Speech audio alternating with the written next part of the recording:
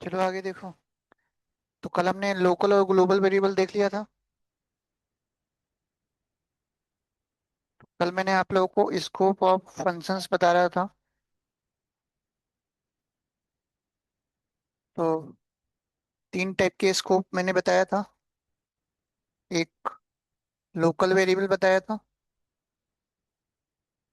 एक global variable बताया था, और एक नॉन लोकल बताया था। तो मैंने आपको बताया था कि ये जो नॉन लोकल वेरिएबल है ये नया है, सी सी प्लस प्लस में नहीं होता है ना। और नॉन लोकल आपको तभी समझ में आएगा जब आपको लोकल और ग्लोबल आता हो। तो कल मैंने लोकल और ग्लोबल का एग्जांपल सारा अच्छे से बता दिया था कि अगर आपको एक प्रोग्राम के अंदर मल्टीपल फंक्शंस हैं और एक फंक्शन के अंदर आपको कोई ऐसा वेरिएबल बनाना है जिसको हम हर फंक्शन में एक्सेस कर पाएं, तो उसके लिए हमें ग्लोबल कीवर्ड का यूज करके ग्लोबल बनाना पड़ा था, है ना। अब वही ग्लोबल कीवर्ड वाला काम आपका ये नॉन लोकल करता है। तो अब हमें आज नॉन लोकल के बारे में समझना है। और नॉन लोकल वेरिएबल आपका तभी समझ में आएगा, नॉन लोकल वेरिएबल के लिए मस्ट है कि पहले आपको नेस्टेड फंक्शन का कॉन्सेप्ट समझना होगा।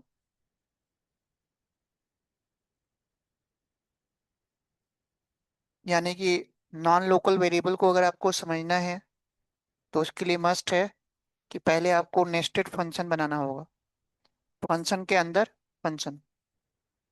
जैसे हमने नेस्टेड लूप पढ़ा था, वैसे ही आपका नेस्टेड फंक्शन होता है। तो अगर आप फंक्शन के अंदर फंक्शन बनाते हो तो उसको हम नेस्टेड फंक्शन बनेंगे। और बिना नेस्टेड फंक्शन यूज किए आप नॉन लोकल वेरिएबल को यूज नहीं कर सकते। सिंगल फंक्शन में कभी भी आपका नॉन लोकल का कॉन्सेप्ट यूज हो ही नहीं सकता। तो नॉन लोकल वेरिएबल यूज करने के लिए कंडीशन ये है कि आपके पास नेस्टेड फंक्शन होना चाहिए। समझ में आ गया। तो पहले हम नेस्टेड फंक्शन के बारे में देखते हैं। तो अगर आपने फंक्शन के अंदर फंक्शन बना दिया तो उसको हम क्या बोलेंगे, नेस्टेड फंक्शन।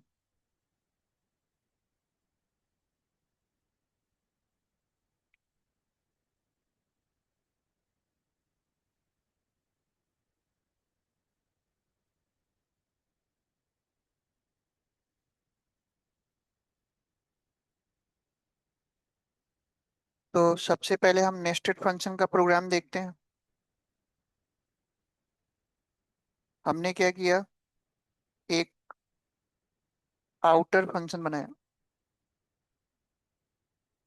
इस आउटर फंक्शन के अंदर मैंने एक वेरिएबल ले लिया, ए इक्वल टू 5। अब देख के बताओ ये ए वेरिएबल किस टाइप का वेरिएबल होगा, लोकल होगा, क्योंकि हमने फंक्शन के अंदर बनाया है। और इसके अंदर मैंने एक और फंक्शन बना लिया। तो फंक्शन के अंदर अगर आप फंक्शन बनाते हो तो उसको हम नेस्टेड फंक्शन बोलेंगे। इसके बाद मैंने प्रिंट करके इनर फंक्शन ए को हमने डिस्प्ले कर दिया। और इतना करने के बाद फिर मैंने क्या किया, इस इनर फंक्शन को मैंने यहाँ पे कॉल कर लिया। और फिर आउटर फंक्शन के ए को डिस्प्ले कर दिया।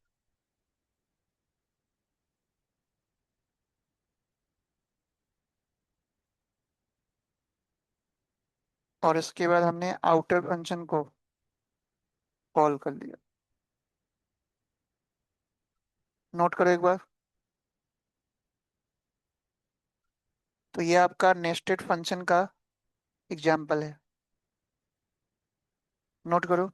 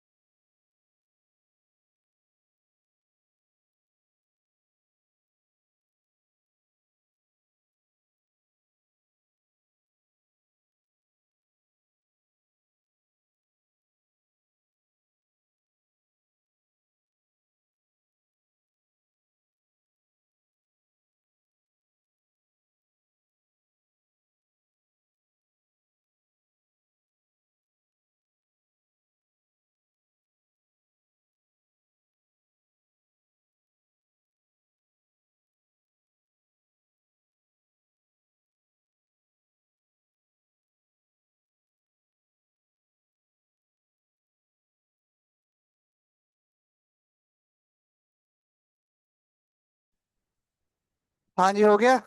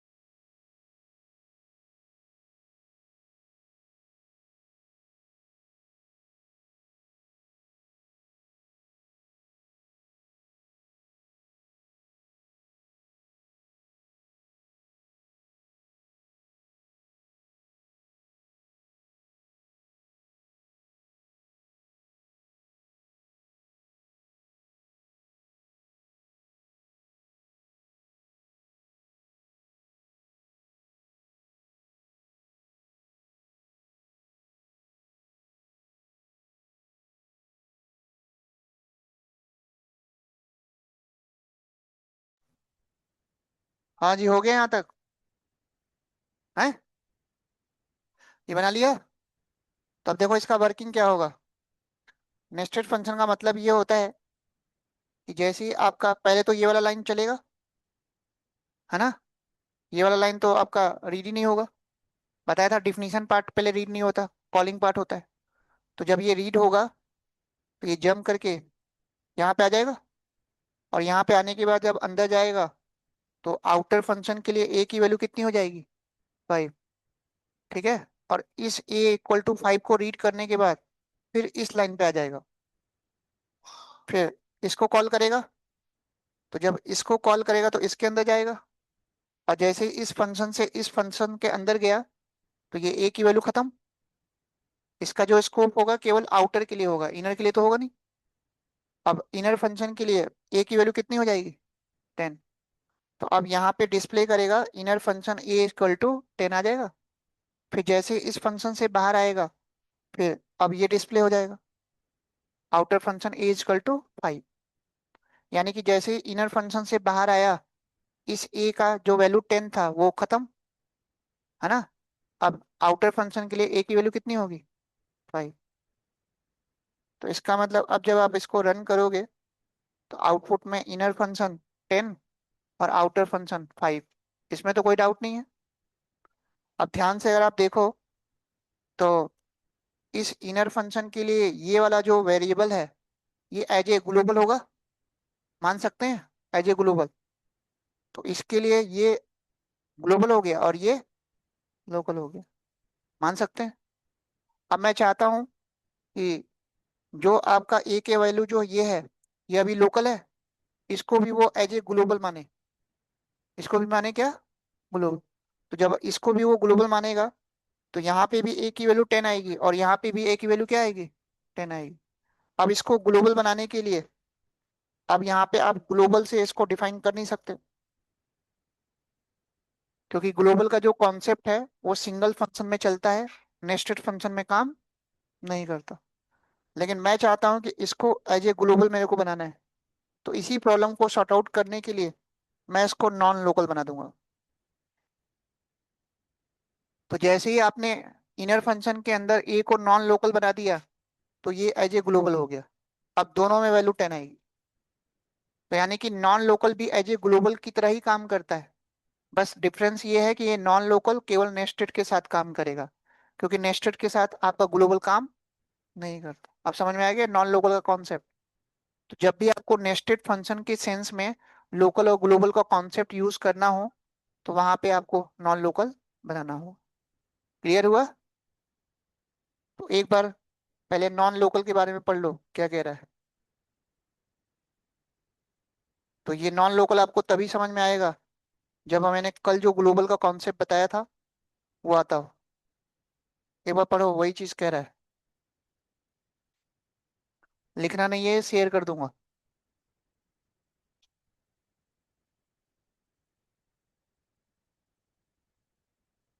तो कल जो मैंने ग्लोबल का कॉन्सेप्ट बताया था सब कुछ सेम है।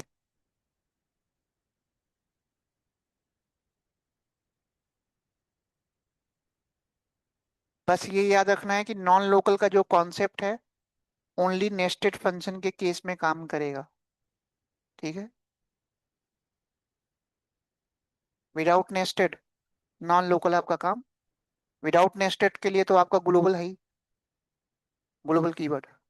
समझ गए। तो अब अगर आपसे इंटरव्यू में लोकल ग्लोबल और नॉन लोकल के बारे में पूछा जाता है तो आप बता सकते हो। चलो अब एग्जांपल ये नोट कर लो। तो ये आपका नेस्टेड फंक्शन का भी एग्जांपल है और नॉन लोकल का भी है। नॉन लोकल के बारे में अगर पूछा जाता है तो आप ऐसे एग्जांपल बना के एक्सप्लेन कर सकते हो। समझ गए।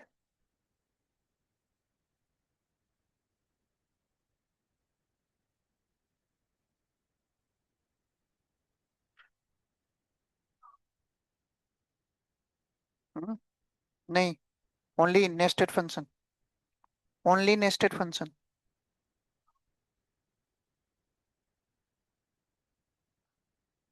इनर फंक्शन के सेंस में अब ये ग्लोबल हो गया, आउटर फंक्शन के सेंस में थोड़ा ना।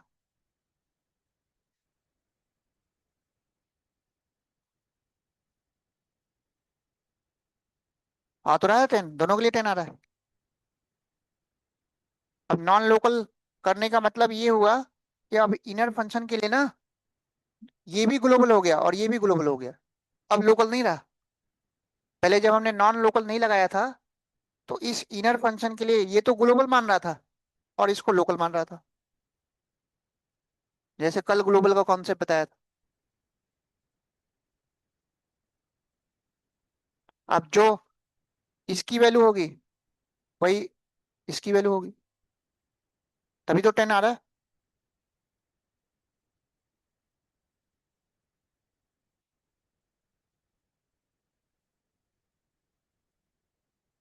हाँ जी, नोट कर लिया सबने।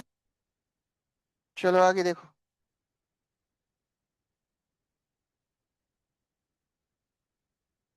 अब एक कॉन्सेप्ट आता है जो इंटरव्यू में बहुत ज्यादा पूछा जाता है, इसका यूज कहीं नहीं होना, इंटरव्यू वाले क्वेश्चंस हैं ये। तो इंटरव्यू में वो क्वेश्चन ज्यादा पूछे जाते हैं जो कहीं यूज होता नहीं। रिकर्सन। रिकर्सन का मतलब आपको ये बताना है, हर लैंग्वेज में पूछा जाता है, सी में, सी प्लस प्लस में, जावा में, डॉट नेट में, पीएचपी में, पाइथन में। रिकर्सन का मतलब ये होता है कि जब किसी फंक्शन के अंदर आप उसी फंक्शन को बार बार कॉल कर लेते हो, तो इस टाइप के फंक्शन को रिकर्सिव फंक्शन, और इस प्रोसेस को रिकर्सन बोलेंगे। क्वेश्चन समझ में आया?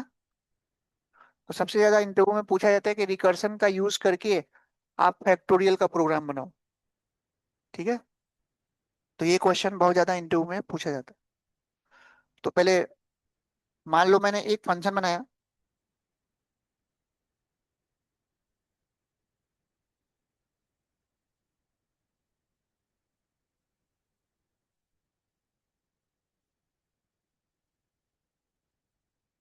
और इसी फंक्शन के अंदर मैं उसी फंक्शन को कॉल कर लिया।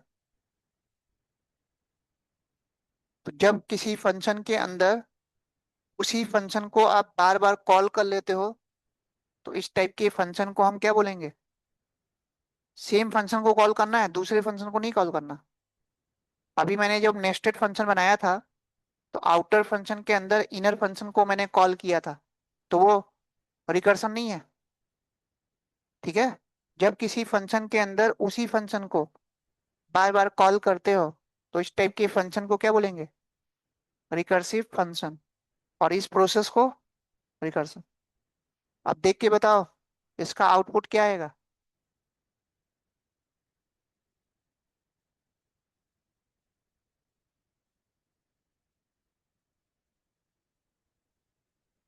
अब लूप कहाँ से गया? लूप तो यूज नहीं कर रहा हूँ। अब आपका ये इनफाइनाइट फंक्शन बन गया। जैसे हमने इनफाइनाइट लूप बनाया था ना, तो फंक्शन को भी हम इनफाइनाइट बना सकते हैं रिकर्सन का यूज करके। अब ये बार बार मेन फंक्शन को कॉल करेगा, और फंक्शन से तो बाहर निकलेगा ही नहीं। तो बार बार वेलकम टू का डिस्प्ले करता रहेगा, ये देखो। अब ये इनफाइनाइट फंक्शन में फंस गया, अब कभी ये बाहर आएगा ही नहीं। समझ गए? तो जैसे हमने इनफाइनाइट लूप बनाना सीखा था ना, वैसे हम फंक्शन को भी इनफाइनाइट बना सकते, रिकर्सन का यूज करके। लिख लो। हाँ जी, रिकर्सिव फंक्शन सबको क्लियर हुआ? अब हमें रिकर्सन का यूज करके हमें एक ऐसा फंक्शन बनाना है रिकर्सन का, जिससे हमें बाहर भी आना है और बार बार कॉल भी करना है। तो अब हमें रिकर्सन का यूज करके फैक्टोरियल का प्रोग्राम बनाना है, और उससे बाहर भी आना है ना?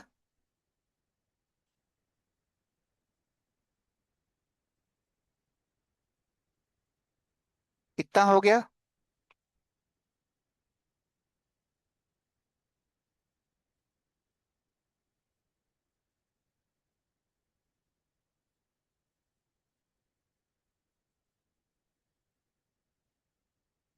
चलो आगे देखो।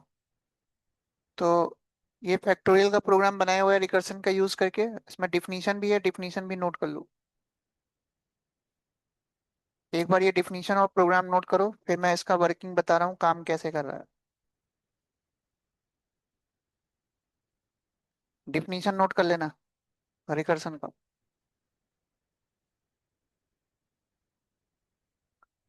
तो ये हमने रिकर्सन का यूज करके फैक्टोरियल का प्रोग्राम बनाया है।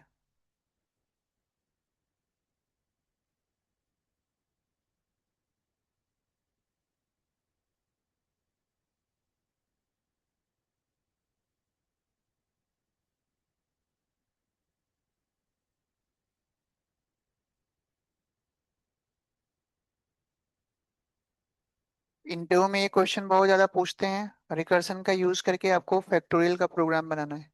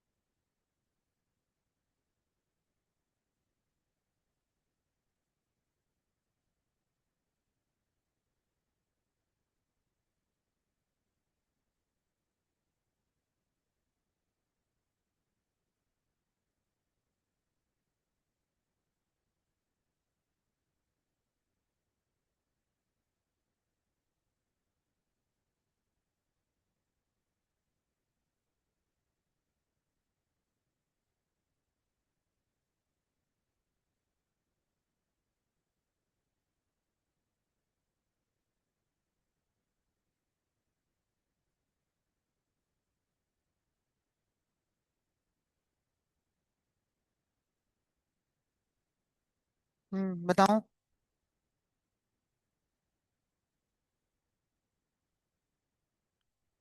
अब यहाँ पे आपको समझना है कि ये रिकर्सिव फंक्शन कैसे है, और यहाँ पे रिकर्सन का कॉन्सेप्ट यूज कैसे हो रहा है ना।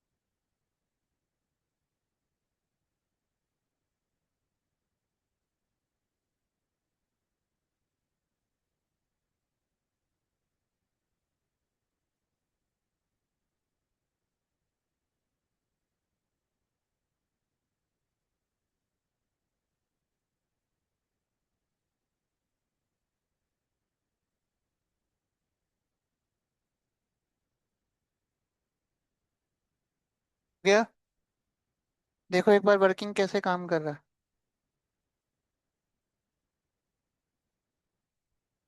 जब आपने इसको रन किया तो रन टाइम पे वो नंबर मांगेगा।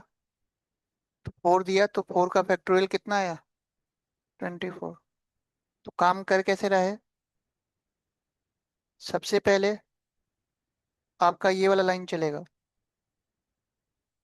तो आपने नंबर में क्या दे दिया, 4 दे दिया। कंडीशन चेक करेगा, कंडीशन ट्रू है, 4 is greater than equal to 1, तो अंदर जाएगा। अब यहाँ पे हमने फंक्शन को कॉल कर रखा है, तो जैसे ही फंक्शन कॉल होगा आपका यहाँ से जंप करके यहाँ पे आ जाएगा, और एक्स के अंदर वैल्यू क्या आ जाएगी, 4। नंबर में वैल्यू क्या था, 4 था ना, तो वो वैल्यू कॉपी होके एक्स में आ जाएगी। तो एक्स की वैल्यू कितनी हो गई, 4। एक्स की वैल्यू 1 तो है नहीं, क्योंकि 1 का फैक्टोरियल 1 ही होता। तो अगर एक्स की वैल्यू अगर 1 होती तो सीधे ये 1 रिटर्न करके और डिस्प्ले कर देता। तो इसमें तो जाएगा नहीं, किस में जाएगा, एल्स में। और रिटर्न में अब बेसिकली क्या होगा, यहाँ पे एक स्टैक बनेगा, ठीक है। और इसमें कुछ ऐसे काम करेगा। तो देखो यहाँ पे हमने उसी फंक्शन के अंदर उसी फंक्शन को बार बार कॉल कर रखा है। तो जब पहली बार जब ये कॉल होगा, एक्स की वैल्यू कितनी है, 4 मल्टीप्लाई, और x-1 कितना हो जाएगा। तो दोबारा से ये फंक्शन कॉल होगा, तो अब इसके अंदर वैल्यू कितनी चली गई, 3। कंडीशन फॉल्स, तो अब ये हो गया। अब नेक्स्ट टाइम के लिए क्या होगा, 4 × 3, फिर मल्टीप्लाई, 3 - 1 कितना हो जाएगा, 2। फिर अगेन 2 के लिए कॉल होगा, फिर 4 × ये तब तक कॉल होगा जब तक इसकी वैल्यू 1 ना हो जाए। 2 हो गया। और फिर 2 - 1 कितना हो जाएगा, 1। और इतना होने के बाद फिर जो ये मल्टीप्लाई की जो वैल्यू है, ये वापस से फंक्शन के पास क्या हो जाएगा, रिटर्न कर दो। तो यहाँ पे अगर ध्यान से अगर आप देखो तो इस फंक्शन के अंदर इस फंक्शन को हमने बार बार कॉल किया है। तो जब किसी फंक्शन के अंदर उसी फंक्शन को आप बार बार कॉल करते हो, तो इस टाइप के फंक्शन को रिकर्सिव फंक्शन, और इस प्रोसेस को रिकर्सन बोलते हैं, ठीक है। तो बस आप लोगों को एक बार ये समझ लेना है, इंटरव्यू में पूछा जाता है, इसका यूज कहीं नहीं आएगा, है ना। ठीक है, चलो। अब नेक्स्ट कॉन्सेप्ट जो आता है, बहुत इंपॉर्टेंट है, जो आपका डेटा एनालिसिस में, मशीन लर्निंग में बहुत ज़्यादा यूज आएगा, ठीक है। और ये कॉन्सेप्ट अब एक्सेल में भी ऐड हो गया है। नए वाला एक्सेल का जो वर्जन आया है, 365/2024, उसमें ऐड कर दिया गया है, पहले नहीं होता था। तो ये कॉन्सेप्ट जो अभी आप पाइथन में पढ़ रहे हो, सेम यही कॉन्सेप्ट आपको एक्सेल में भी पढ़ना है, ठीक है। और उसका नाम है हाई ऑर्डर फंक्शन।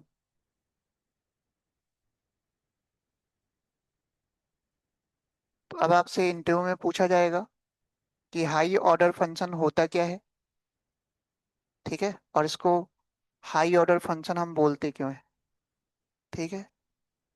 तो पाइथन के अंदर आपको 3 हाई ऑर्डर फंक्शन मिलेंगे, प्री डिफाइन बने बनाए। एक मैप, और जितने भी हाई ऑर्डर फंक्शन हैं उसमें आपको 2 पैरामीटर पास करना होता है। पहले पैरामीटर में फंक्शन, और दूसरे पैरामीटर में इटरेबल। एक आपका मैप फंक्शन है, एक आपका फिल्टर फंक्शन मिलेगा, और एक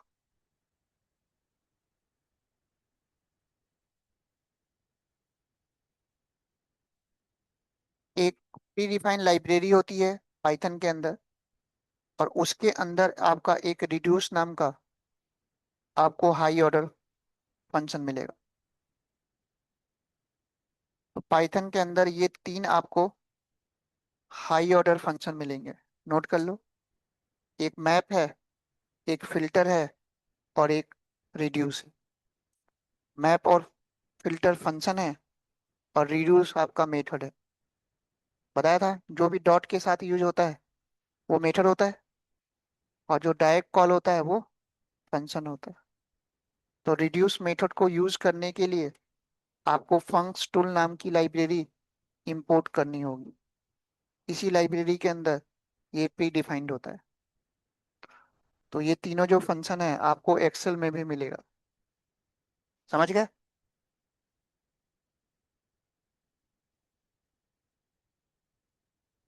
अब इनको हाई ऑर्डर फंक्शन बोलते क्यों हैं? तो आपको एक चीज याद रखना है कि जब भी आप किसी फंक्शन के अंदर किसी अनदर फंक्शन को आप एज ए पैरामीटर अगर आप पास कर देते हो, तो इस टाइप के फंक्शन को हम हाई ऑर्डर फंक्शन बोलेंगे। समझ में आई बात? जब भी आप किसी फंक्शन के अंदर किसी अनदर फंक्शन को एज ए पैरामीटर पास करते हो, तो इस टाइप के फंक्शन को हम क्या बोलेंगे?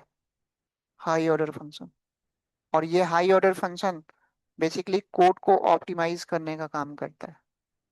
जो काम आप नॉर्मल कोडिंग करके 7-8 लाइन का कोड लिखोगे, वो काम इन हाई ऑर्डर का यूज करके एक लाइन में।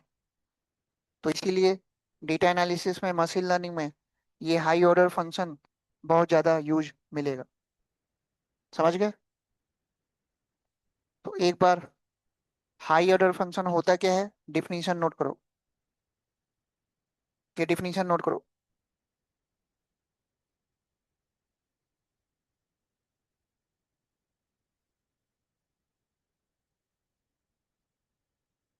हाई ऑर्डर फंक्शन का डिफिनीशन एक बार नोट कर लो।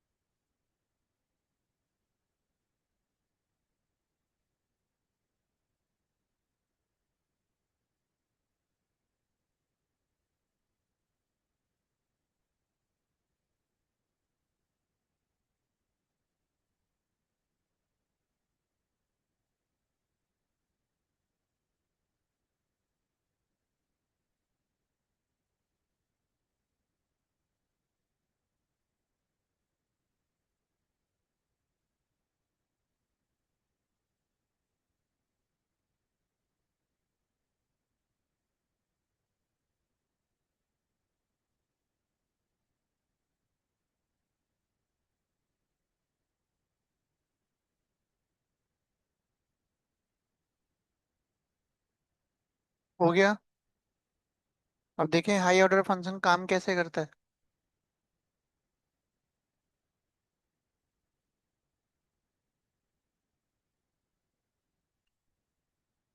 डिफिनीशन नोट कर लिया सबने?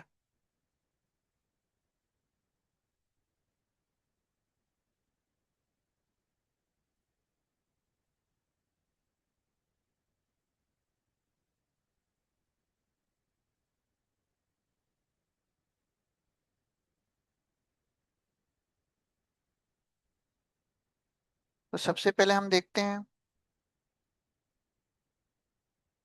Use of map high order function.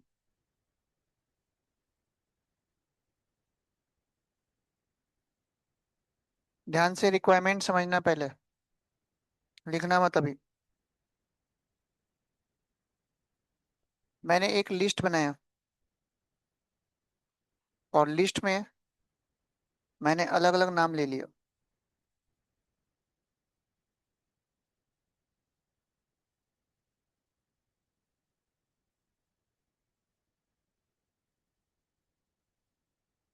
Number of element कितने हैं?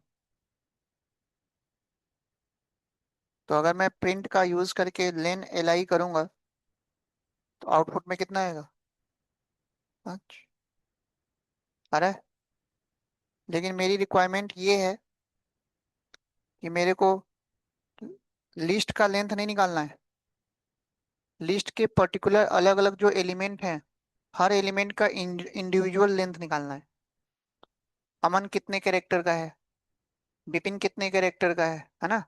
तो इसके लिए लूप चलाना पड़ेगा। बिना लूप तो पॉसिबल नहीं है। हम्म। तो मैं क्या करूंगा? और लेन आई कर दूंगा। तो इंडिविजुअल अलग अलग एलिमेंट का लेंथ पता चल गया। हम्म। लेकिन अब मेरी रिक्वायरमेंट ये है कि मेरे को इस लिस्ट के हर एलिमेंट का इंडिविजुअल लेंथ निकालना है और बिना लूप चलाए। लूप नहीं चलाना, एक लाइन का कोड लिखना है। ठीक है। तो इसके लिए मैं अब हाई ऑर्डर फंक्शन यूज करूंगा। समझ में आ गई बात? खुद सोचो, अगर मैं लूप यूज नहीं करूंगा, एक लाइन का कोड लिखूंगा, तो एग्जीक्यूशन फास्ट होगा, कॉम्प्लेक्सिटी कम होगी। तो अब मैं क्या करूंगा? ना तो मेरे को ये करना है, ना मेरे को ये करना है। कमेंट बना दिया, ठीक है? कोई डाउट? चलो। तो अब मैं क्या करूंगा? लिखना मत अभी।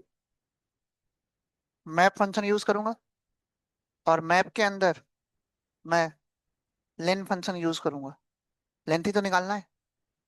अब जब भी आप किसी भी हाई ऑर्डर फंक्शन के अंदर अनदर फंक्शन पास करोगे एज ए पैरामीटर, तो उसके आगे पैरेंथेसिस नहीं आएगा, केवल नाम। क्योंकि उस फंक्शन को आप एज ए पैरामीटर पास कर रहे हो। तो जब भी आप हाई ऑर्डर के अंदर कोई भी फंक्शन पास करोगे एज ए पैरामीटर, तो उसके साथ पैरेंथेसिस नहीं आएगा, केवल नाम आएगा। समझ गए? हम्म। अब लेंथ किसका निकालना है? अब अभी मैंने आपको बताया था कि जितने भी हाई ऑर्डर फंक्शन होते हैं, उसमें पहले पैरामीटर में हमें क्या पास करना होता है? फंक्शन। और दूसरे में इटरेबल। इटरेबल का मतलब लिस्ट या टपल। अब आपको पता है इटरेबल का मतलब लिस्ट या टपल जब आप पास कर रहे हो, तो इसमें भी इंटरनली आपका इटरेटर काम कर रहा है। इटरेटर बताया था, वही इटरेटर लूप का काम कर रहा है। अब यहाँ पे जो लेंथ निकालेगा ना, ये इस लिस्ट के अलग अलग एलिमेंट का जो लेंथ निकालेगा, वो इस एड्रेस पे स्टोर होगा। अभी अगर मैं एम को जब डिस्प्ले करूंगा ना, तो लेंथ नहीं आएगा, एड्रेस आएगा। किसका? इटरेटर का। किसका आएगा? एड्रेस आ रहा है। और इसी एड्रेस पे सारा लेंथ स्टोर है। तो अब अगर इस एड्रेस को अगर मैं लिस्ट या टपल में स्टोर कर लूं, तो हमारी प्रॉब्लम सॉल्व हो जाएगी। लिस्ट या tuple, more than one value है। तो अब देखो, सारा लेंथ आ गया। हम्म। तो ये तो मैंने समझाने के लिए आपको 2-3 लाइन में किया, है ना? समझाने के लिए आपको 2-3 लाइन में किया। लेकिन अब इसी को मैं एक लाइन में कुछ ऐसे करूंगा। प्रिंट, प्रिंट फंक्शन के अंदर लिस्ट, लिस्ट फंक्शन के अंदर मैप। मतलब फंक्शन के अंदर फंक्शन यूज कर रहे हैं हम। पूरी चेनिंग चल रही है फंक्शन की। और एल आई। अब देखो, सेम यही काम आपका एक लाइन में हो गया। तो इस हाई ऑर्डर फंक्शन ने हमारा काम कितना आसान कर दिया। कोई लूप भी नहीं चलाना पड़ा, और लिस्ट के हर एलिमेंट का वो लेंथ बता रहा है। और देखो, इससे और क्या कर सकते हैं, एक एक लाइन में मैं क्या क्या चीजें कर सकता हूँ। अभी लिखना मत। अब मैं चाहता हूँ ये सारे जो एलिमेंट हैं सबको मेरे को ना मैक्स लेंथ निकालना है, मैक्स निकालना है, मिन निकालना है। तो अब मैं यहाँ पे मैक्स फंक्शन यूज कर लूँ। मैक्स और मिन बताया था, मैक्स बता रहा है। मिन भी यूज कर सकता हूँ। एक एक लाइन में हम सारा काम कर पा रहे हैं। यही अगर यहाँ पे हाई ऑर्डर फंक्शन नहीं होता, तो हमें लूप चलाना पड़ता।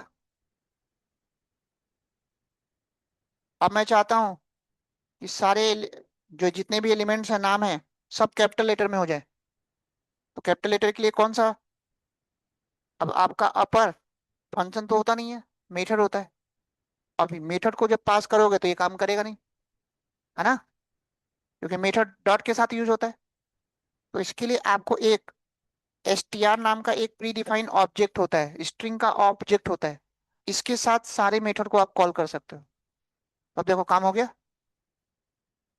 बिना लूप चलाए मैं एक एक लाइन में सारा काम कर पा रहा हूँ। अब आप यहाँ पे लोअर यूज कर लो, स्वैप केस यूज कर लो, एक एक लाइन में सारा काम हो रहा है हमारा, देख रहे हो?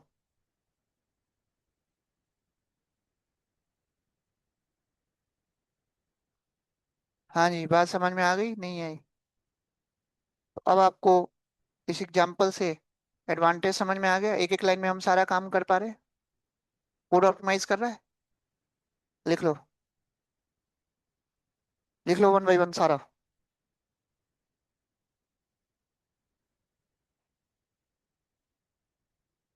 तो ये सब हाई ऑर्डर के जो कोडिंग है, डेटा एनालिसिस में, मशीन लर्निंग में हम बहुत ज्यादा यूज करेंगे, क्योंकि वहां पे हमें एक लाइन से ज्यादा कोड लिखना ही नहीं है।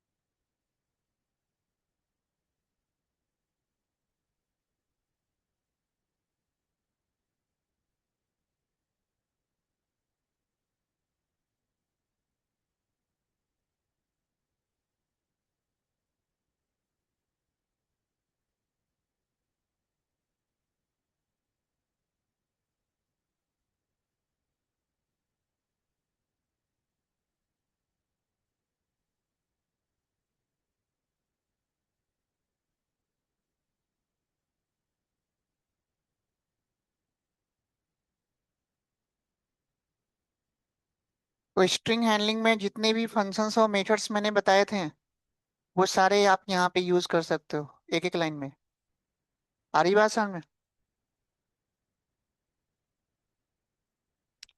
बस जब भी आपको मेथड को कॉल करना होगा, str ऑब्जेक्ट के थ्रू करना होगा, और फंक्शन आप डायरेक्ट कॉल कर सकते हो।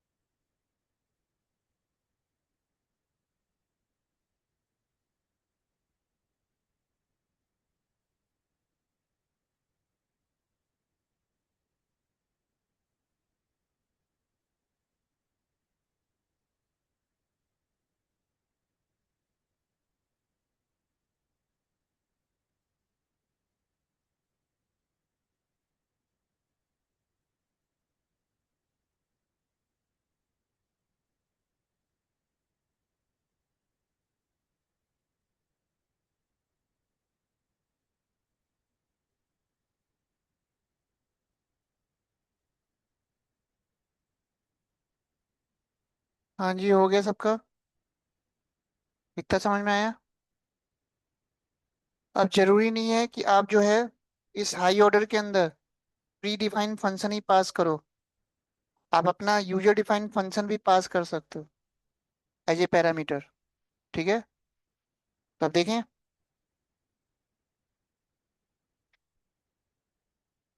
मान लो मैंने दो फंक्शन बनाया, एक स्क्वायर नाम से, और इस फंक्शन को जब मैं कॉल करूंगा तो ये स्क्वायर रिटर्न रिटर्न करेगा।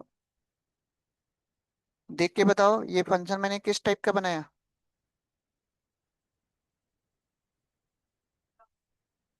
हाँ, with argument with return type. हाँ, तो हमने दो फंक्शन बना दिया। ये आपका स्क्वायर रिटर्न करेगा और ये क्यूब रिटर्न करेगा। अब जब मैं प्रिंट करके कॉल करूंगा इसको,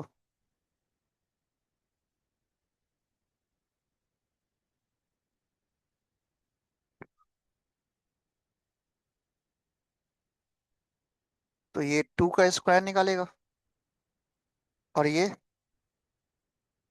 क्यूब निकालेगा। इसमें तो कोई डाउट नहीं है अभी तक। है, टू का स्क्वायर निकालेगा और थ्री का क्यूब निकालेगा। अब मेरी रिक्वायरमेंट क्या है, ध्यान से सुनना। एक लिस्ट है और इस लिस्ट में हमारे पास रैंडम वैल्यूज हैं।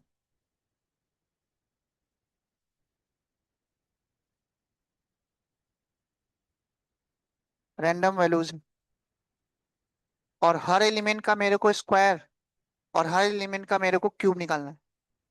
एक लाइन का कोड लिखना है। तो अब मैं क्या करूंगा, यही हाई ऑर्डर फंक्शन यूज करूं। तो अगर मेरे को इस लिस्ट के हर एलिमेंट का मेरे को क्यूब निकालना है तो मैं कुछ ऐसे करूंगा, लिस्ट मैप। अब इसके अंदर मैं स्क्वायर फंक्शन पास कर दूंगा एज ए पैरामीटर, और उसके बाद लिस्ट दो तीन, सेम ऐसे ही लिस्ट मैप क्यूब लिस्ट। तो एक एक लाइन में आपका काम कितना आसान हो गया, ये देखो। हर नंबर का स्क्वायर, हर नंबर का क्यूब निकाल रहा है। अगर आपको लिस्ट भी नहीं बनाना, मैं चाहता हूं मेरे को लिस्ट भी ना बनाना पड़े, तो इसको मैं एक ही लाइन में ऐसे नहीं कर सकता, लिस्ट मैप स्क्वायर, फिर यहीं पे मैंने रेंज पास कर दिया।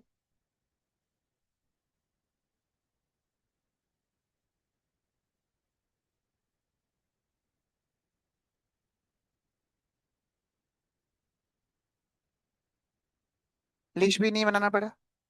अब 1 से लेके 20 तक चलेगा और तीन तीन का गैप लेगा, तो हर नंबर का वो स्क्वायर निकाल दिया। समझ में आया कितना। जितना चाहे आप उतना कोड को ऑप्टिमाइज कर सकते हो, सारा काम एक एक लाइन में कर पा रहे हैं। हाँ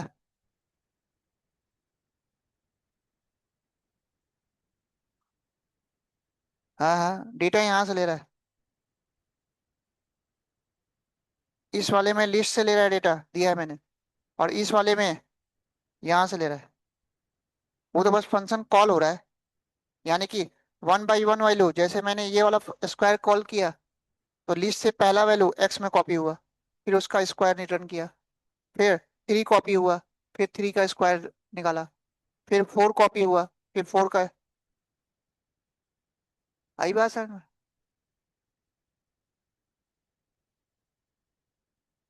तो एडवांटेज समझ में आ रहा है हाई ऑर्डर फंक्शन का।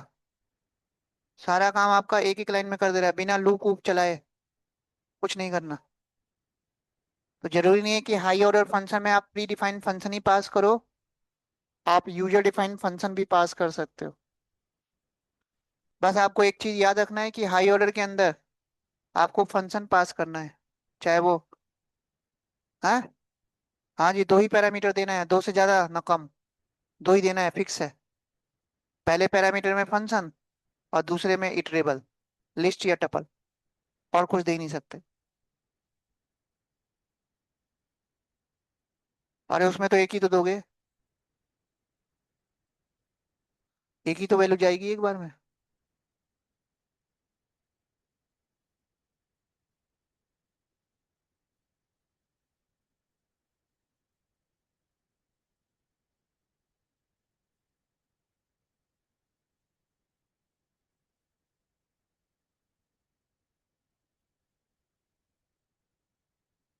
तो अभी तक हमने केवल मैप के बारे में समझा। तो ऐसे आपको तीन फंक्शन मिलेंगे, मैप, फिल्टर और रिड्यूस। तीनों के बारे में समझना है, तीनों में डिफरेंसेस समझना है।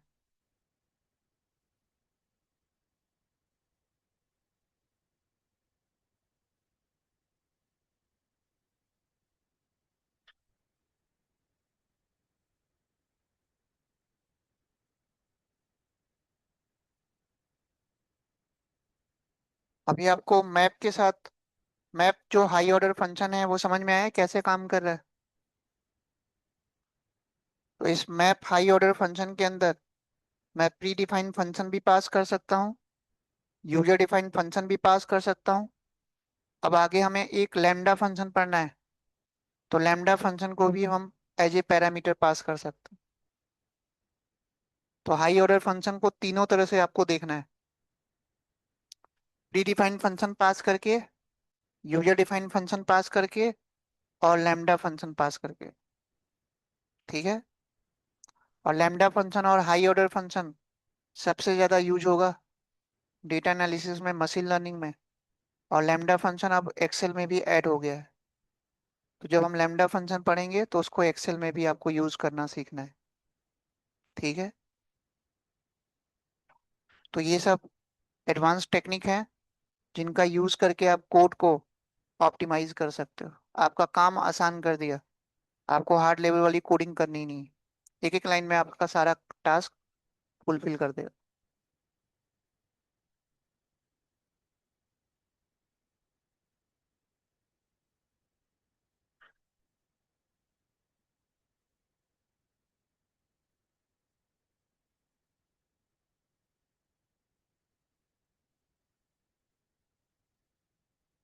इतना हो गया सबका। अब आप लोगों को आज नॉन लोकल के बारे में, रिकर्सन के बारे में, हाई ऑर्डर फंक्शन के बारे में सब चीजें क्लियर हुआ। अब कल हम फिल्टर फंक्शन के बारे में देखेंगे, लैम्डा फंक्शन के बारे में देखेंगे, फिर उनको और यूज देखेंगे। ठीक है। उसके बाद फिर हमें आगे चल के अपना खुद का लाइब्रेरी बनाना सीखना है। ठीक है। तो इतना आज आप लोगों को करना है, नेक्स्ट कल करेंगे।